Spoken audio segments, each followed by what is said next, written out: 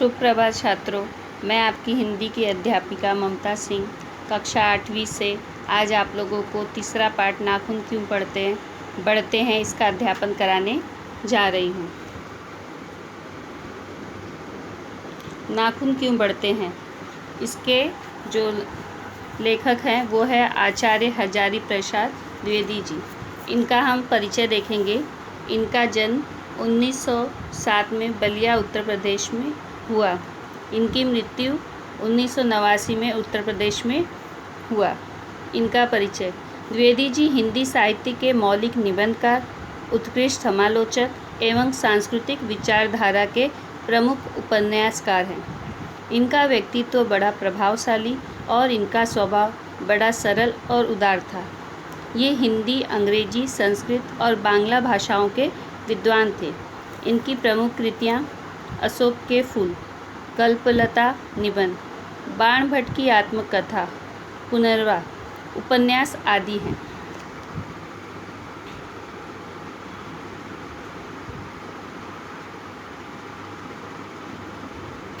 यहाँ पे आप लोग देखिए,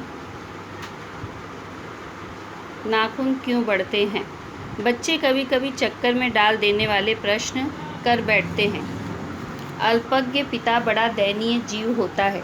अल्पज्ञ का अर्थ होता है, आप लोग एक नोटबुक और पेन ले लीजिए। जो अर्थ कठिन है उनके अर्थ मैं बता रही हूँ, तो आप लोग उसका साथ में लिखते जाइए। उसके अलावा मैंने आपको PDF में शब्दार्थ और क्वेश्चन आंसर सब दिया हुआ है। अल्पज्ञ का अर्थ होता है थोड़ा जानने वाला।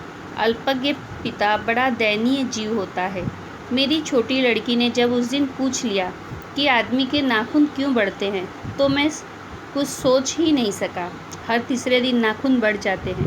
काट दीजिए, वे चुपचाप दंड स्वीकार कर लेंगे, पर निर्लज्ज अपराधी की भांति छूटते ही फिर जैसे के तैसे हो जाते हैं। आखिर इतनी बेहया क्यों है। अब यहाँ पे अल्पज्ञ पिता का अर्थ होता है जिसे थोड़ी जानकारी है, ऐसे पिता। अब कई बार बच्चे ऐसे प्रश्न पूछते हैं जिसे थोड़ी जानकारी है वो भी, और जो ज्ञानी है वो भी। वो समझ ही नहीं पाता है कि बच्चों के प्रश्न का उत्तर क्या दे। कई बार बच्चे ऐसे प्रश्न पूछ लेते हैं, जैसे एक बार किसी एक बच्ची ने पूछा कि कौवा भीग रहा है, उसके पास छतरी नहीं है, या वो छतरी रेनकोट क्यों नहीं पहनता है, उसके पैर में चप्पल नहीं है। बच्चे एक एक बार ऐसे प्रश्न पूछते हैं कि उसका उत्तर देना बहुत ही मुश्किल होता है। यहाँ पे लेखक कह रहा है, जब मेरी छोटी लड़की ने मुझसे ये प्रश्न पूछा कि नाखून क्यों बढ़ते हैं, तो वो समझ नहीं पाए कि इसका उत्तर वो किस प्रकार से उसे दे।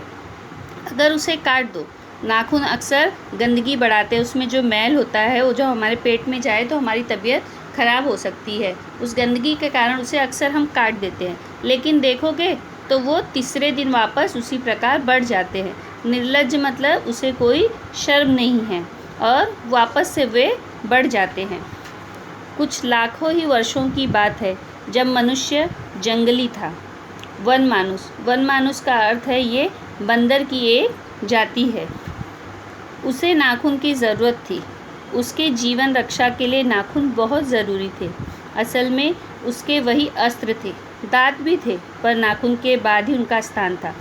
पहले आप लोगों को क्वेश्चन आंसर आते थे, अभी आप लोगों को गद्यांश आता है और चौखट में उत्तर लिखने होते हैं। अब जैसे यहाँ पे बताया है कि अस्त्र के रूप में क्या प्रयोग करता था, पहले वो नाखून का और उसके बाद दांत का। ये प्रश्न जैसे अगर आपको आ गया कि अस्त्रों के रूप में प्रयोग, तो पहले नाखून उसके बाद दांत का। उसने हड्डियों के भी हथियार बनाए। मनुष्य धीरे धीरे और बढ़ा। उसने धातु के हथियार बनाए। देखो, पहले नाखून से अपनी सुरक्षा करता था, जानवरों से, दूसरे लोगों से, उसके बाद दांत से। अब जैसे जैसे मनुष्य आगे विकास की ओर बढ़ा, तरक्की की ओर बढ़ा, उसने हथियार बनाए। हथियार किससे बनाए? धातु के हथियार बनाए। कभी कभी मैं हैरान होकर सोचता हूँ कि मनुष्य आज अपने बच्चों को नाखून न काटने पर डांटता है। वे रोज़ बढ़ते हैं। मुझे ऐसा लगता है कि मनुष्य अब नाखून को नहीं चाहता। यह उसकी भयंकर पाशवी वृत्ति का जीवंत प्रतीक है। मनुष्य की पशुता को जितनी बार भी काट दो, वह मरना नहीं जानती है। अब यहाँ पे देखो, लेखक क्या कह रहे हैं कि ये जो नाखून है वो किसके प्रतीक है? पाशवी वृत्ति का। मनुष्य की प्रवृत्ति होती है अच्छे कार्य को, सद्गुणों को अपनाने की, और पशुओं की प्रवृत्ति जो थोड़ी होती है वो गलत कार्यों को अपनाने की। तो यहाँ पे नाखून की तुलना किससे कर रहे हैं लेखक? पशुओं की वृत्ति से, उसके व्यवहार से। और क्या कह रहे हैं कि मनुष्य की पशुता को जितनी बार भी काट दो वह मरना नहीं जानती है। तो ये जो नाखून है वो पशु के समान है, इसको कितनी बार भी काट दिए जाते हैं वो मरना नहीं जानती है और वो वापस से जीवित होकर बढ़ने लगती है। अगर आदमी अपने शरीर की, मन की और वाक की अनायास घटने वाली वृत्तियों के विषय में विचार करे तो उसे अपनी वास्तविक प्रवृत्ति पहचानने में बहुत सहायता मिलती है। मन की यानी आपके हृदय की, अंतरात्मा की। वाक का अर्थ होता है वाणी। यहाँ पे कहा है लेखक ने, अगर इंसान अपने अंतरात्मा की और अपने जो बोलते हैं, जो व्यवहार आचरण होता है उसके बारे में सोच समझकर विचार करके बोले और उससे अच्छे व्यवहार करे तो ये उसके सफल होने में सहायक हो सकती है कि वो अपने सद्गुणों को जानेगा और बुराइयों को जानकर उन्हें दूर करेगा और सद्गुणों को अपनाकर सही मार्ग पे चलेगा। मनुष्य की नख बढ़ा लेने की जो सहजात वृत्ति है वह उसके पशुत्व का प्रमाण है। पशुत्व का प्रमाण है मतलब बुराइयों का प्रमाण है। जो उसके नाखून बढ़ाने की प्रवृत्ति है, उन्हें काटने की जो वृत्ति है वो किसका प्रमाण है? मनुष्य का। नख बढ़ाने की वृत्ति पशुता का। नख की तुलना किससे की गई है? पशुत्व से। यहाँ पे आपको क्वेश्चन भी पूछा जाएगा कि नख बढ़ाने की प्रवृत्ति कौन सी है और नख काटने की प्रवृत्ति कौन सी है। दोनों का तुलनात्मक आपको अंतर लिखना होगा। और काट लेने की प्रवृत्ति मनुष्यता की निशानी है। मेरा मन पूछता है मनुष्य किस ओर बढ़ रहा है, पशुता की ओर या मनुष्यता की ओर? अस्त्र बढ़ाने की ओर या अस्त्र काटने की ओर? मेरी निर्बोध बालिका, निर्बोध का अर्थ होता है अज्ञान, जिसे कि ज्ञान न हो, ने मानो मनुष्य जाति से ही प्रश्न किया हो, जानते हो नाखून क्यों बढ़ते हैं? यह हमारी पशुता के अवशेष हैं। अवशेष का अर्थ होता है बचा हुआ भाग। मैं भी पूछता हूँ, जानते हो ये अस्त्र शस्त्र क्यों बढ़ रहे हैं? ये हमारी पशुता की निशानी है। स्वराज्य होने के बाद स्वभावतः ही हमारे नेता और विचारशील नागरिक सोचने लगे हैं कि इस देश को सच्चे अर्थ में सुखी कैसे बनाया जाए। अब यहाँ पे कह रहे हैं अस्त्र शस्त्र बनाना गलत नहीं है, लेकिन अस्त्र शस्त्र का दुरुपयोग नहीं होना चाहिए। सदुपयोग यानी सही अर्थों में। अगर कोई देश हमारे ऊपर आक्रमण करता है तो अपनी सुरक्षा में उसका प्रयोग किया जाना चाहिए, ना कि गलत कार्यों के लिए।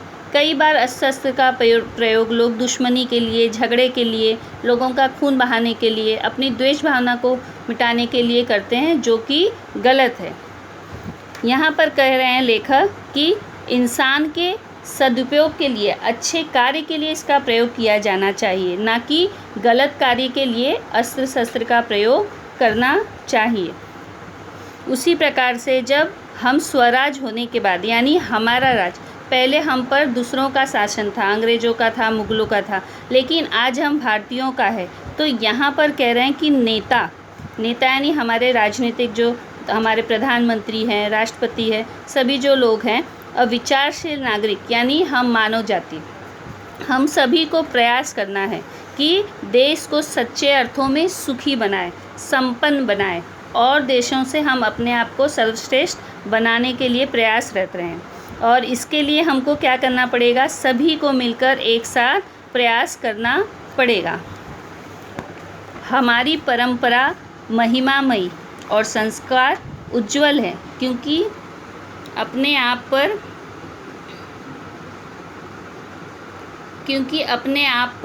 अपने आप द्वारा लगाया हुआ बंधन हमारी संस्कृति की बहुत बड़ी विशेषता है। हमारी परंपरा, हमारे पूर्वजों ने जो परंपरा बनाई है उसी के अनुसार, उसी का पालन करते हुए हम जीवन में आगे बढ़ते हैं। महिमामयी का अर्थात मतलब है गुणगान, और संस्कार उज्जवल है। संस्कार जो है प्रकाशमान है। हमारे जो संस्कार है, हमारे जो कार्य करने की विधि, हमारे जो रीति रिवाज परंपराएं हैं, वो हमारे भारतीय संस्कार यहाँ ही नहीं विदेशों में भी प्रचलित है। विदेशों में इस प्रकार प्रचलित है कि जो हमारे भारतीय वहाँ पर जाकर बसे हुए हैं वह अपनी संस्कार और परंपरा का निर्वाह करते हैं। उसे देखकर अन्य लोग भी जानते हैं कि हमारे संस्कार, रीति रिवाज, परंपराएं क्या है और उसका हम पालन किस प्रकार से करते हैं। क्योंकि अपने आप पर और अपने आप द्वारा लगाया हुआ बंधन हमारी संस्कृति की बहुत बड़ी विशेषता है। संस्कृति की विशेषता अपने से बड़ों का सम्मान करना, उनकी बात सुनना, दूसरों की आज्ञा को मानना, ये सब जो है रीति रिवाज, जो बातें हैं, नैतिक गुण हैं, उसे हमारे बच्चे मानते हैं। बड़े बुजुर्ग का जो आज्ञा देते हैं उसका हम पालन करते हैं। यहाँ पे कह रहे हैं कि ये किसी का वो नहीं है, ये हमारी अपने आत्मा द्वारा, कि हम किसी की बात को ठुकराएं कैसे, ये हमारे अंतरात्मा मानती नहीं है। जैसे कुछ अगर गलत होता है तो हम कहते हैं, किसी ने हमारे साथ कुछ गलत किया तो उसके बारे में हम अपने पूर्वजों से, अपने बड़ों से, दादा दादी से बात करते हैं। जो नियम और बंधन है उसका हम विरोध नहीं करते। जैसे घर पे समय से आना, सुबह उठकर स्नान के बाद पूजा पाठ करना, अपने बड़ों का आशीर्वाद लेना, ये सब हमारे संस्कार है और इसके लिए कोई बंधन नहीं है, कोई दबाव नहीं है, लेकिन हम ये खुद से करते हैं क्योंकि हमारे घर के नियम हैं जिसे हम खुशी से मानने को तैयार रहते हैं। मनुष्य पशु से किस बात में भिन्न है? मनुष्य और पशु में बहुत अंतर है। सबसे बड़ी बात तो है कि मनुष्य के पास अपनी भावनाओं को अभिव्यक्त करने का, अपनी इच्छाओं को बताने के लिए ईश्वर ने वाणी दी है। कह सकता है, अपनी भावनाओं की अभिव्यक्ति वो कर सकता है और अपने जो उद्देश्य, अपने कार्य द्वारा अपने को सर्वश्रेष्ठ सिद्ध कर सकता है, जो कि पशुओं में नहीं है। उसमें संयम है। संयम है, किसी बात को बर्दाश्त करने की क्षमता है। दूसरों के सुख दुख के प्रति संवेदना है। दूसरों के दुख में वो दुखी होता है, दूसरों के सुख में वो सुखी होता है। श्रद्धा है, ईश्वर के प्रति आस्था है, विश्वास है। तप है, त्याग है, दूसरों के लिए त्याग करना, दूसरों के अच्छे के लिए अपनी खुशी का त्याग करना, अपने कर्तव्यों का निर्वाह करना। इसीलिए मनुष्य झगड़े टंटे को अपना आदर्श नहीं मानता। जो झगड़े टंटे होते उसको मनुष्य अपना आदर्श नहीं मानता, जो कि पशु मानते हैं। पशु को कई बार खाने पीने की चीज़ें न मिले तो वो लड़ झगड़ते, एक दूसरे को मारने पर तैयार हो जाते हैं। लेकिन बहुत ही कम मनुष्य, कुछ मनुष्य होते हैं ऐसे, लेकिन अधिकतर मनुष्य इस झगड़े टंटे को अपना आदर्श नहीं मानते हैं। गुस्से में आकर चौड़ दौड़ने वाले अविवेकी, अविवेकी का अर्थ है बुद्धिहीन, को वो बुरा समझता है। मनुष्य इस ऐसे कार्यों को, दूसरों के लड़ाई झगड़े में पड़ना, दूसरों का बुरा करना, ऐसे सबको वो क्या, अविवेकी समझता है। वचन, मन एवं शरीर से किए गए असत्याचरण को गलत मानता है। असत्याचरण का अर्थ होता है कि गलत व्यवहार जो होता है वो सबको वो गलत मानता है। इनके चक्कर में वे नहीं पड़ते हैं। कौन? भले मनुष्य। ऐसा कोई दिन आ सकता है जब मनुष्य के नाखूनों का बढ़ना बंद हो जाए। प्राणी शास्त्रियों का ऐसा अनुमान है कि मनुष्य का अनावश्यक अंग उसी प्रकार झड़ जाएगा जिस प्रकार उसकी पूंछ झड़ गई। उस दिन मनुष्य की पशुता भी लुप्त हो जाएगी। शायद उस दिन वह मरणास्त्र का प्रयोग भी बंद कर देगा। नाखूनों का बढ़ना मनुष्य के भीतर की पशुता की निशानी है और उसे नहीं बढ़ने देना मनुष्य की अपनी इच्छा है, अपना आदर्श है। अब यहाँ पे देखो, लेखक कह रहे हैं कि शायद कोई ऐसा दिन आए कि नाखूनों का बढ़ना अपने आप बंद हो जाए, अर्थात जो मनुष्य के अंदर गलत चीज़ें हैं वो धीरे धीरे खत्म हो जाए। खत्म तो मुश्किल है, लेकिन कुछ स्तर तक कम ज़रूर हो सकते हैं। प्राणी शास्त्रियों का मानना, अर्थात जो छोटे जीव जंतुओं पर अध्ययन करते हैं, उनका मानना है कि मनुष्य के अनावश्यक अंग उसी प्रकार झड़ जाएंगे जिस प्रकार उसकी पूंछ झड़ गई। जब आदि मानव थे पहले तो उनकी पूंछें भी थी, तो वो पूंछ धीरे धीरे क्या हुई, झड़ गई। तो उन्हें ऐसा लग रहा है कि ये नाखून भी उसी प्रकार से एक दिन आना रुक जाएंगे जिस प्रकार से मनुष्य की पूंछें झड़ गई। उस दिन मनुष्य की पशुता भी लुप्त हो जाएगी। पशुता को नाखून से तुलना की गई है। बढ़ने वाले नाखून किसकी निशानी है? पशुता की। जब नाखून बढ़ना ही बंद हो जाएंगे तो मनुष्य के अंदर जो पार्श्विक, जो पशुओं के समान जो स्वभाव है वो भी क्या होगा? खत्म हो जाएगा। शायद उस दिन वह मरणास्त्रों का प्रयोग भी बंद कर देगा। मरणास्त्रों यानी ऐसे अस्त्र शस्त्र जिसका सदुपयोग दूसरों को मारने के लिए किया जाता है, तो ऐसे शस्त्रों का प्रयोग भी क्या होगा? बंद हो जाएगा। नाखूनों का बढ़ना मनुष्य के भीतर की पशुता की निशानी है और उसे नहीं बढ़ने देना मनुष्य की अपनी इच्छा है, अपना आदर्श है। अर्थात कहने का मतलब ये है कि मनुष्य के अंदर जो बुराइयां हैं, जो गलत प्रवृत्ति है, उसको रोकना ये मनुष्य के हाथ में। किसके समान? जैसे नाखूनों को न बढ़ने देना मनुष्य के हाथ में, उसी तरह से जो अपने अंदर गलत व्यवहार है उसको भी खत्म करना ये मनुष्य के ऊपर निर्भर करता है। मनुष्य में जो घृणा है, जो अनायास बिना सिखाए आ जाती है, उससे वह पशुत्व का द्योतक है। घृणा यानी दूसरे की भावना, जो व्यवहार होता है, घृणित व्यवहार होता है, दूसरों को प्रति गलत व्यवहार होता है, वो क्या होता है? सिखाना नहीं पड़ता है, वो अपने आप आ जाती है।